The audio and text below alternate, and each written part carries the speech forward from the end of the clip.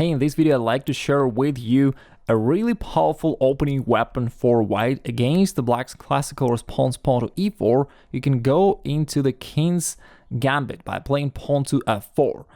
This was considered one of the sharpest and most dangerous openings for black 100-200 years ago. Nowadays, it's kind of forgotten, and I think that it really deserves to be brought back because yes, maybe you shouldn't play it if you ever encounter Magnus Carlsen, but against club-level opponents, it works like crazy. First of all, your opponents probably aren't very familiar with this opening because it's kind of a sideline, and even if they're familiar with the main lines, which happen after knight to f3, in this position I suggest that you surprise your opponents by playing bishop to c4. In this case, you will definitely get them out of their opening knowledge, while the resulting position is really powerful. First of all, what is the idea of the king's gambit overall? You're opening up the f-file, which is, combined to the pressure along this diagonal, can help you to target that f7 pawn, which is the key to the position of the black's king. And therefore, if you can imagine that you castle here, so your rook stands on f1 and supports your pressure there, you've got a chance for a very powerful attack along the f-file, which is one of the general ideas of the king's gambit, and it's just going to show how it is so powerful. We're going to analyze the game between Morozevich playing white versus Anand playing black from 1995, and let's see how it looks in real life.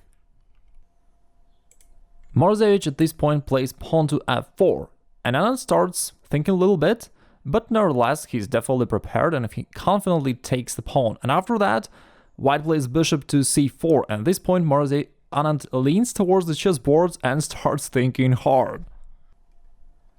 Alright, let's see what happened next in this game. Anand played knight to f6.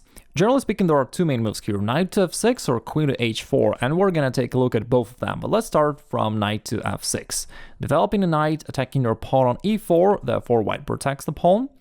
Now white is ready to play pawn to d4, having these beautiful pawns in the center, and after that, grabbing that pawn back with their bishop, achieving a really beautiful position in the center. Therefore, black needs to somehow undermine the white center, and that is why black plays pawn to c6, preparing d5 advancement.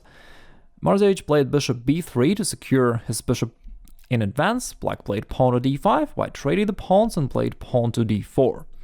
Now white is ready to grab that pawn back on f4. Black played bishop b4, both players just developed their pieces, and at this point, Anand decided to trade his bishop, and he played queen to c7. An interesting move, he's trying to hold that pawn on f4, it is now protected by the queen, and therefore white cannot capture it immediately. But there is another instructive idea which white executed here, which is worth remembering, because it's also a common idea in the king's gambit. White played queen to e1, and this queen is aiming to jump to h4, which actually happened on the next move. This maneuver helped white to bring his queen, most powerful attacking piece, towards the king side.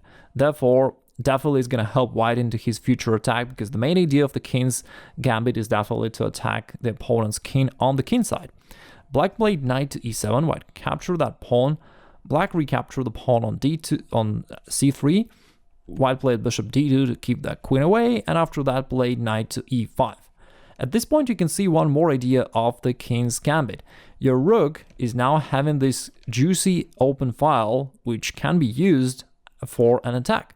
For example, if black played bishop to e6, which is not what Anand did in the game, but just to illustrate an idea, you can already sacrifice the rook there to destroy the black's position, and really it gives you a very strong attack.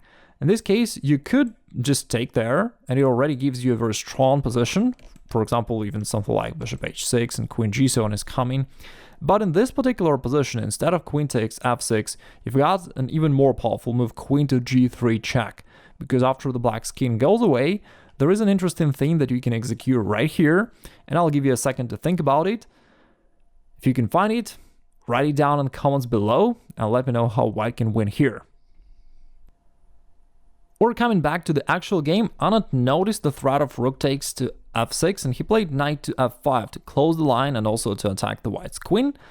White moved the queen away, black played bishop e6 to finalize their development.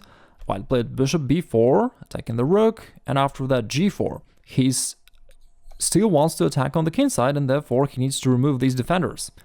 Black goes knight d6 and white played rook e1. Very useful idea, generally speaking, for an attack.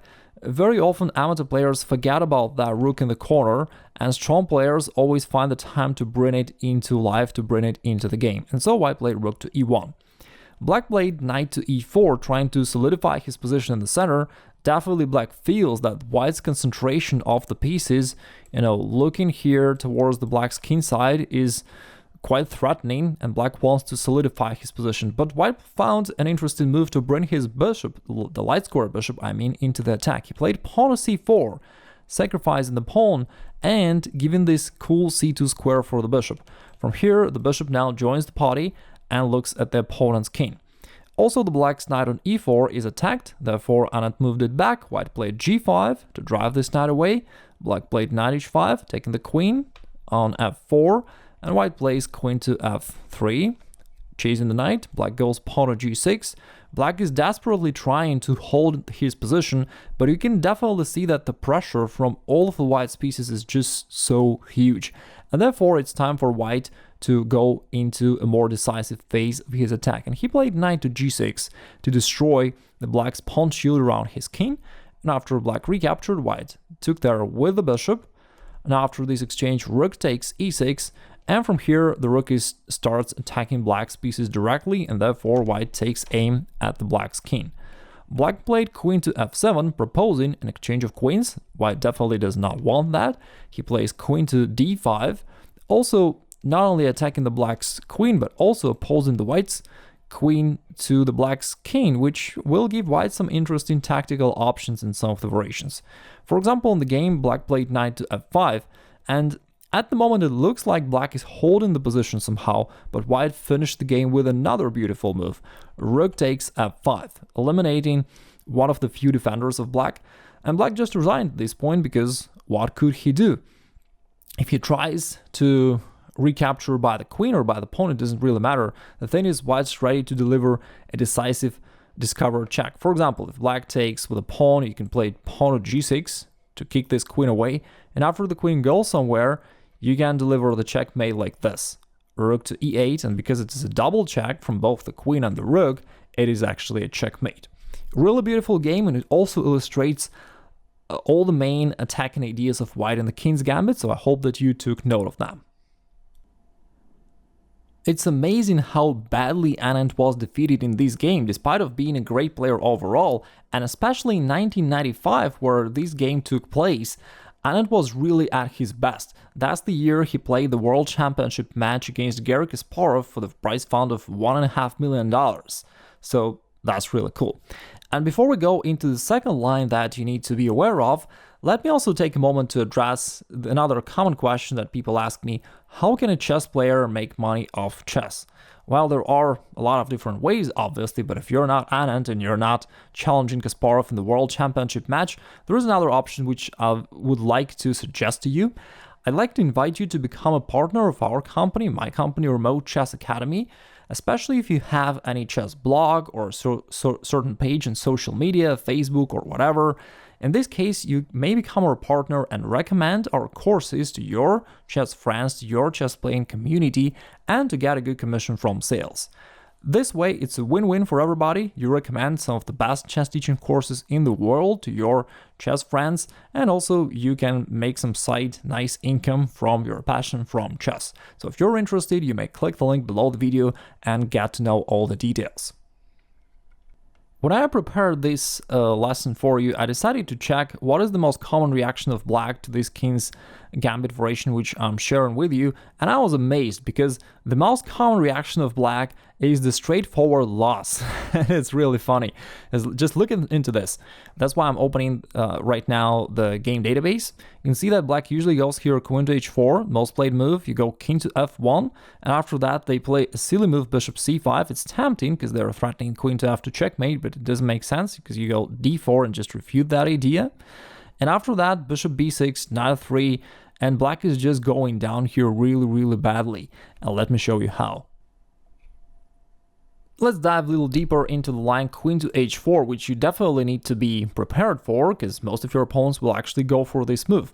It's tempting because it looks like black can challenge the white's king right away, but it actually doesn't do much, because you just go king to f1, and you know, black cannot really checkmate you with just a single piece, having all of the other pieces standing on the last rank. It just doesn't work, and therefore you definitely shouldn't worry about this premature attack.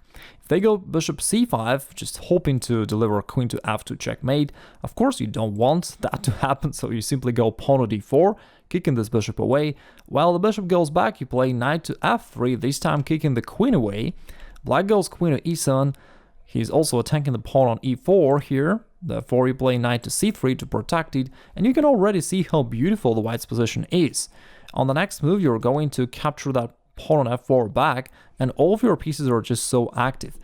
Here, the most common move of black is knight to f6, which is another mistake. Black is still trying to attack your pawn on a4, but you don't have to defend it. You can go e5 and kick this knight away.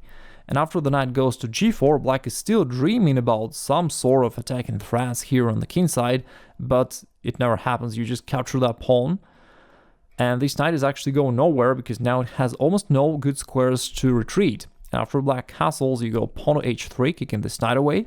And after it goes to h6, in this case, you can just go ahead and straightforward almost checkmate black. But just for reference, let me tell you that in general, in all these variations of queen h4 check early in the game, if you ever bothered with the position of your king on f1, you can always play king to f2, and then bring your rook to e1, which kind of creates this artificial castling for you. So your rook will come into play. If you ever want to bring your king to the total safety, you can just relocate it to g1 afterwards, and you've got the castling done, even though in an artificial manner. So what I mean by that is you shouldn't be bothered by your position of the king here on the f file, because you can always fix it if you wish, but basically if there is no danger, then you don't even have to worry about this. And in this particular case, of course, you shouldn't really worry about the position of your king on f1, because there is clearly no danger at all. It's quite the opposite. Black's is actually under the attack. So you can grab that knight on h6, first of all, disrupting the black's pawn structure. After that, you go knight to d5, attacking the queen. Now the queen has to go somewhere. You go knight f6 check, and you can see that now black is in trouble. If black goes king to h8, which is happened in the game we're analyzing, white just played queen d3, and all of a sudden there is no defense against simple threat queen takes h7 checkmate. Now you know how to crush your opponents with a king's gambit if they ever play e5 against you. You may also wish to check out my free masterclass, The Best Way to Improve at Chess Instantly, by clicking the link below the video or on the screen. Actually, almost every day I receive some thank you emails from people who attended the masterclass and improved their skills and enjoyed it, so you may wish to check it out as well. I wish you having great chess games, and I'll talk to you soon.